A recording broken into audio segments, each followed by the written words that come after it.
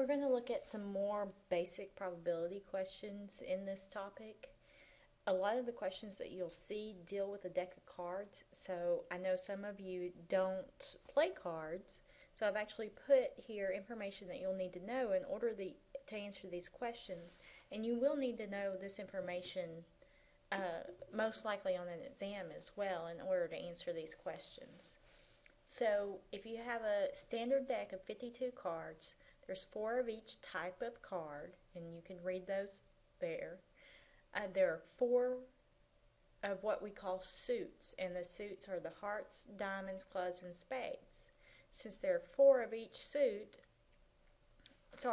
suits, there's 13 of each suit, because 52 divided by 4 is 13. The hearts and diamonds are red, so half the deck is red. That would be 26 cards are red. And half the deck is black. Now, the jack, queen, and king are considered picture cards or face cards. A lot of people think that an ace is also a face card, but it is not. The only ones that are considered face cards are jacks, queens, and kings. So, since you have 4 of each one of those, 4 times 3 is 12, so there's only 12 face cards. So don't make the mistake of using 16, which I see that done a lot. I'm stating now there are 12 face cards. So, some examples. You're dealt 1 card from a standard 52 card deck. Find the probability that you are dealt a king, a heart, and a face card. So the probability you are dealt a king, you always want your total number of things that you have to choose from in the denominator. So there's 52 cards to choose from. And then you want the total number of things that you have of that item, and we have 4 kings, so 4 goes on top. We always want to reduce our fractions. So there's 1/13. That's your probability of drawing or being dealt a king. Now a heart, there are 13 hearts because there's 13 of each suit and there's 4 suits. So there's still 52 cards to choose from. 13 of those are hearts, so that goes on top. And reduce that to 1/4. Now, probability of a face card. 52 total cards to choose from. There's 12 face cards, jack, queen, and king. 4 of each. 4 times 3 is 12. And that reduces to 3/13.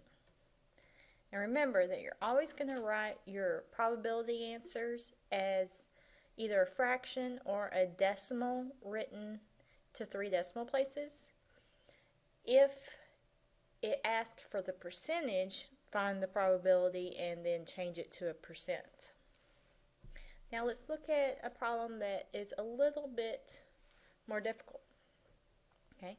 Find the probability that when a couple has 3 children, they will have exactly 3 boys.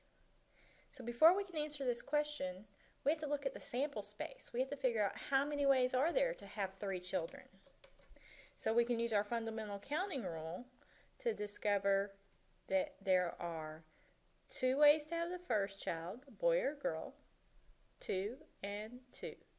And 2 times 2 times 2 is 8. So we have 8 different ways to have 3 children. Now let's write our sample space, and we'll try to write this in a systematic way. So let's start with having 3 girls. And then you could have 2 girls and a boy. A girl and 2 boys. Or all boys. Okay, that's 4 of them. So we could have a boy, and a girl. A boy, girl, girl. That's 6. And let's not forget the combinations of boy, girl, boy, and girl, boy, girl. So there's 8 different combinations. We want the ones that had exactly 2 boys. So we just go through and count. There's 1, 2, 3. So the probability of exactly 2 boys is equal to, we had 8 total to choose from, 3 of them are what we were looking for, so 3/8. Now the next question asks, is it unusual for a couple to have exactly 2 boys when they have 3 children? In a previous topic, one of the slides we looked at said that if our probability is less than 0.05, then it's considered unusual. So let's convert our answer from the previous problem, the 3/8, to a decimal, which as decimal is 0.375, and we'll compare that to 0.05. Now it has to be less than for it to be unusual, but in this case it's greater than, so our answer to the question, is it unusual? The answer would be no, it is not unusual.